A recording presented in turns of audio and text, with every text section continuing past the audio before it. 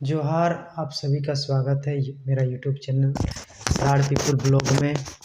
तो साथियों, आप सब कैसे हैं? आशा करता हूं आप लोग अच्छे होंगे, स्वस्थ होंगे, मस्त होंगे। मैं भी स्वस्थ हूं, मस्त हूं। तो साथियों, आज आज आदिवासी संगल अभियान के संयोजक के द्वारा रेल रोको अभियान आयोजित किया गया है। उसमें उसका 5 ठो मांग है। पहला है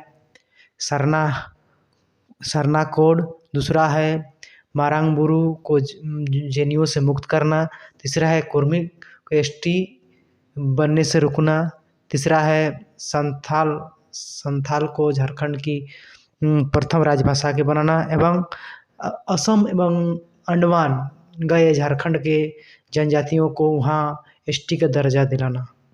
तो साथियों, इस पर थोड़ा चिंतन मंथन करते हैं कि क्या जो मांग है, जो पहला बात आता है तो हम पहला अपने से ही शुरू करते हैं। इसमें उन लोग का एक मांग है कि कुर्मियों को एसटी का दर्जा देने का विरोध करना, और इस कुर्मियों को एसटी मिलता है तो ये आदिवासियों की हत्या होगा। जब बात आप देखते हैं वे तब किस मुंह से वे कह रहे हैं कि आदिवासियों को असम में, लक्षद्वीप में एसटी का दर्जा मिलना चाहिए। क्या वहाँ एसटी का दर्जा मिलने के कारण वहाँ के मूल आदिवासियों का हत्या नहीं माना जाएगा? ये सिर्फ कुर्मियों, या सिर्फ यह बात सिर्फ कुर्मियों के लिए है?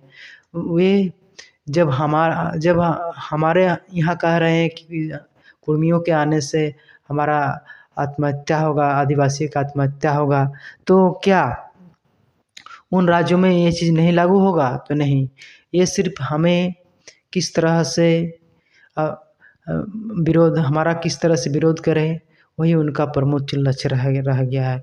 जहाँ तक बात है सरना कोड की, तो ये सिर्फ झारखंड का मामला नहीं है, पर भारतवर्ष के आदिवासियों का मामला है।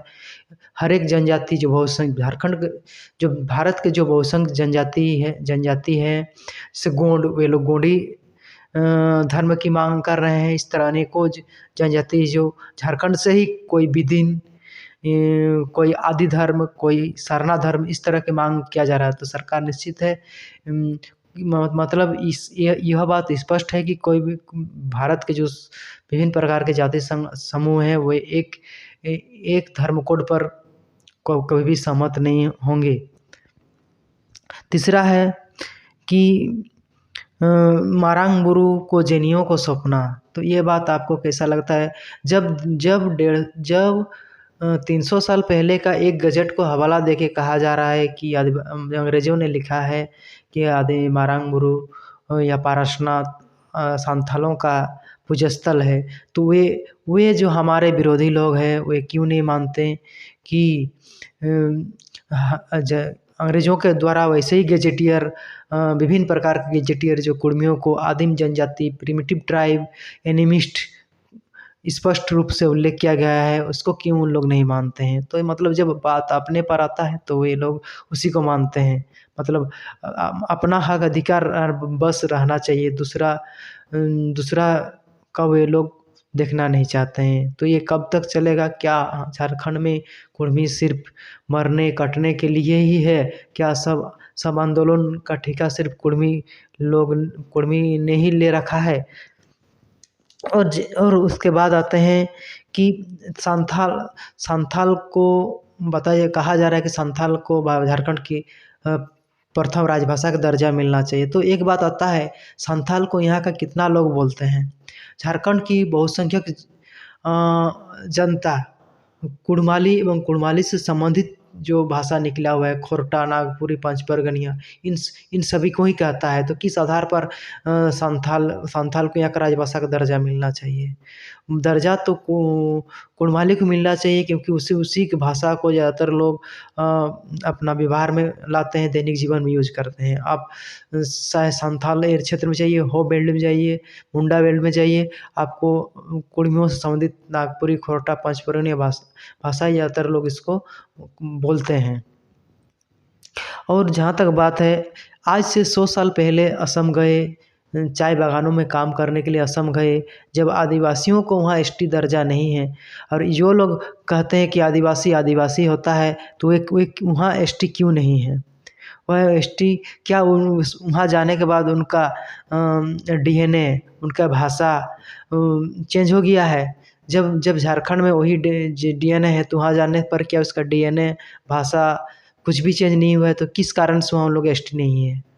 वो जब हम झारखंड में हम अपने हक क्यों फिर वे वहाँ किस अधिकार के तहत वहाँ मांग कर रहे हैं कि हमको एसटी का दर्जा मिलना चाहिए। तो ये एसटी का दर्जा मिलना ना मिलना, इसके हक अधिकार मतलब कोई भी जाति समूह हो जिनका अपना प्राचीन भाषा, संस्कृति, परंपरा, रूढ़ी परंपरा है, वही सरकार के पास अपनी मांगों को रख सकते हैं। ये संवैधानिक अधिकार है, किंतु उन संवैधानिक अधिकारों के लिए कोई लड़ रहा है, उनके विरुद्ध ये कहते हुए उनका विरोध करना कि उनके आने से हमारा अस्तित्व ये हो जाएगा। तो आज 32 जनजातियों में कितने जनजाति आज आरक्षण का लाभ प्राप्त कर रहे हैं। आज तो बहुत सा जनजाति विलुप्त होने के कगार पर है। क्या उन जनजातियों को आगे नहीं बढ़ाया जाना चाहिए? क्या अपना क्या आगे उठे हुए जनजातियों को अपने विधानसभा क्षेत्रों में, चाहे विभिन्न क्षेत्रों में, उनको अवसर नहीं देना चाहिए? पर नहीं, जो लोग आगे बढ़े हैं वही अपना आगे बढ़ना चाहते हैं, और जो छूट गए हैं, जो विकास की दौड़ में छूट गए हैं, वे कभी का कुर्मी के आने से हमारा झारखंड में आदिवासियों का अस्तित्व खत्म होगा, ये बिल्कुल निराधार बात है। वे उनकी जब एक तरफ वे कहते हैं कि कुर्मी का आदिवासी में आना हत्या है, तो वे किस मुंह से कह रहे हैं कि लक्षद्वीप और असम में उनका एसटी में शामिल होना चाहिए। तो झारखंड में जिस तरह जल जंगल ज़मीन का लूट हो रहा है, 17 साल तक आदिवासी या जनजाति मुख्यमंत्री रहते हुए, तो जल जंगल ज़मीन का बात करने वाला आज भी यदि वही जनजाति लोग कह रहे हैं कि जंगल ज़मीन का लूट हो रहा, तो लूट क्यों हो रहा है? जब आपके ही मुख्यमंत्री हैं, आपके ही सब कुछ है, तो लूट क्यों हो रहा? तो आप जो आज भी जंगल का रोना रहे हैं, तो किस आधार पर रोना रहे हैं? मतलब निश्चित है, जब तक कुर्मी शामिल नहीं होगा, तब झारखंड की न जल बचेगा, न जंगल बचेगा, न ज़मीन बचेगा। कुर्मी का आज तक सबसे ज़्यादा झारखंड में जल जंगल ज़मीन जाने के बाद भी वो ये आज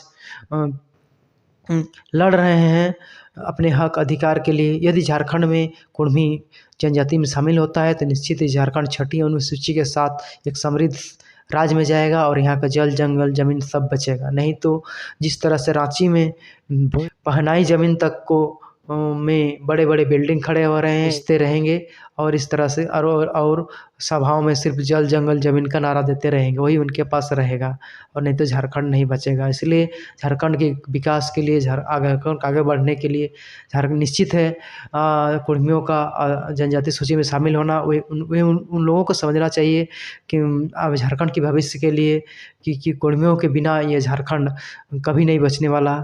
ना अब आज न कुर्मियों के बिना झारखंड मिलता, तो उनको भी ये जैसे कि गीता सिरवा बोलते हैं कि ये 5वीं अनुसूची राज्य है, यहाँ आदिवासी ही मुख्यमंत्री बनेगा, तो किस आधार पर ये कह रही है?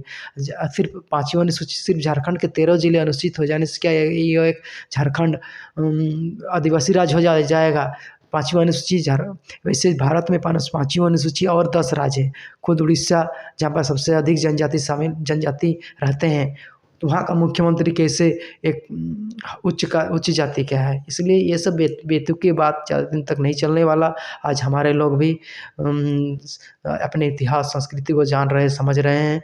वे इन निराधार बातों का विरोध निश्चित करेंगे, और इसलिए तो उन लोग को बार-बार कहा जा रहा है कि आप लोग मंच पे आइए, डिबेट कीजिए, तो उन लोग इन चीज़ों से भाग रहे हैं, क्योंकि उनके पास इस तरह कोई ये है ही नहीं, कोई हमारा जवाब दे सके। जोहार, जय झारखंड।